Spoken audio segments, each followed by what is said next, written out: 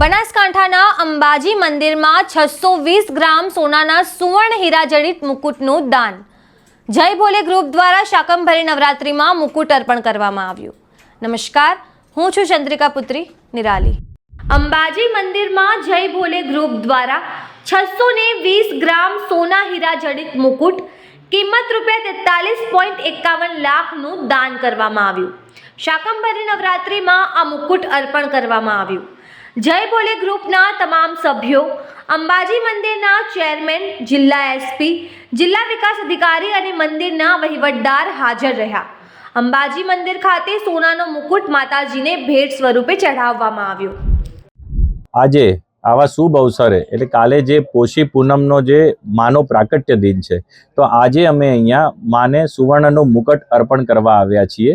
અને અગાઉ પણ અમે અહીંયા સુવર્ણની પાદુકા, માને કુંડળ, ચામર આવી રીતે અનેક પ્રકારની સુવર્ણની અને એમ પણ વસ્તુઓ અર્પણ કરેલ છે. અને આજના શુભ દિવસે અમે સોનાનો મુકટ અર્પણ કર્યો છે કે જે ભવ્યથી ભવ્ય છે. અને ઘણા વર્ષ પછી અમારી પણ ઈચ્છા પૂરી થઈ છે અને જગદંબાના અત્યારે હાલ ગર્ભગૃહની અંદર અમે એ મુકટ અર્પણ કરી દીધો છે.